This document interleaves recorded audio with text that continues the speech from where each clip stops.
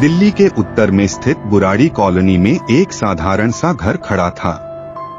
घर के अंदर 3 पीढ़ियों का भाटिया परिवार रहता था, जिसमें कुल 11 सदस्य थे। परिवार के सदस्य एक दूसरे के साथ मिलजुल कर रहते थे और हर किसी को परिवार के अंदर एकजुटता, अनुशासन और आस्था की मिसाल मानी जाती थी।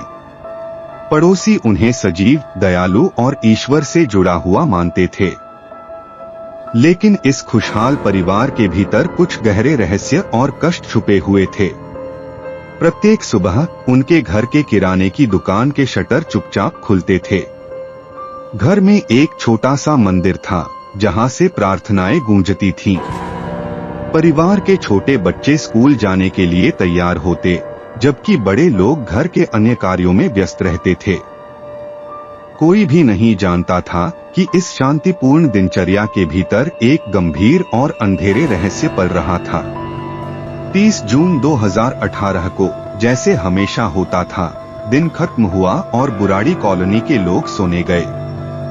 कोई यह नहीं जानता था कि अगली सुबह उनके सामने एक ऐसी घटना होगी जिससे उनकी सांसें थम जाएंगी।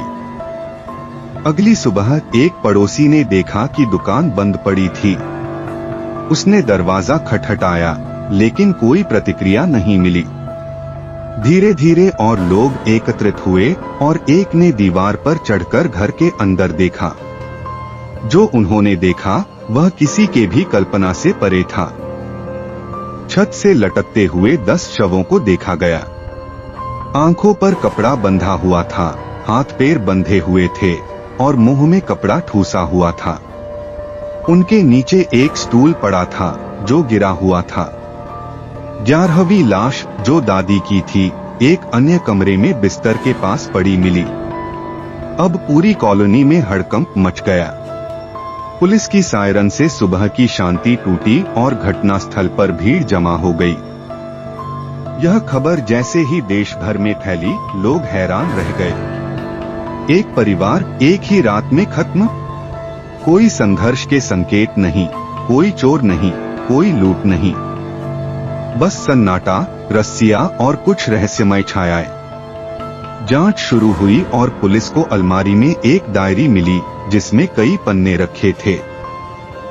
यह पन्ने कई हाथों से लिखे गए थे और एक भयावह यात्रा का विवरण देते थे।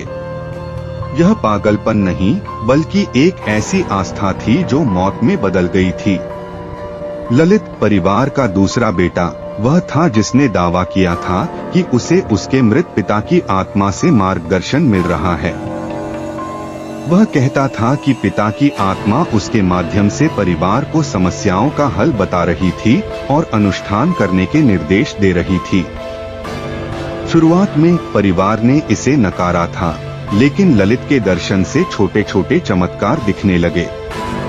एक खोई हुई वस्तु मिल गई, एक रिश्तेदार ठीक हो गया और एक कर्ज चुकता हो गया। धीरे धीरे परिवार ने ललित की बातों पर विश्वास करना शुरू किया और वह एक माध्यम बन गया।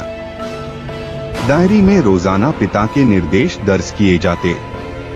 वह उपवास, प्रार्थनाएं, निर्माण के आदेश, यहाँ तक कि भोजन के बारे में भी निर्देश देता। हर सदस्य इन निर्देशों का पालन करता। डायरी के अंतिम पन्नों में पिता ने एक बड़ा तपस्या करने का निर्देश दिया था, जो परिवार को मुक्ति दिलाने वाला था। इसके लिए पूर्ण समर्पण और विश्वास की आवश्यकता थी। यह विश्वास एक ऐसा परीक्षण था जिसमें पूरी तरह से आत्मसमर्पण किया जाता था। किसी ने भी मौत का अनुमान नहीं लगाया था। उन्हें विश्वास था कि यह सिर्फ कुछ मिनटों के लिए है और वे फिर से लौट आएंगे। 30 जून की रात परिवार ने इस बड़े अनुष्ठान के लिए तैयारी की। स्कार्फ बांधे गए, मंत्र पढ़े गए और परिवार के सभी सदस्य एक एक करके अपनी आंखों पर पट्टी बांधने लगे। फिर परिवार के सदस्य एक दूसरे के हाथ और पैरों को बांधते गए और खुद को छत की बीम से लटका लिया। यह सब निर्देशों के अनुसार किया गया था, ताकि आत्मा की इच्छाओं के मुताबिक वे इस परीक्षा को पास कर सकें। यहाँ तक कि 15 वर्षीय बच्चा भी इसमें शामिल हुआ। सभी मानते थे कि उनका पिता उनके साथ है और वह उनकी मदद कर रहा है। वे विश्वास करते थे कि वे अब एक उच्च स्तर पर पहुंचने वाले हैं। पुलिस ने जब जांच की तो यह पाया कि यह कोई पागलपन नहीं था, बल्कि एक बहुत ही व्यवस्थित योजना थी।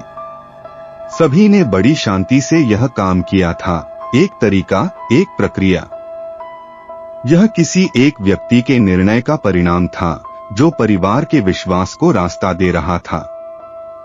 अगर आपको इस तरह की कहानियां पसंद आती हैं, तो चैनल को सब्सक्राइब करें और वीडियो को लाइक जरूर करें।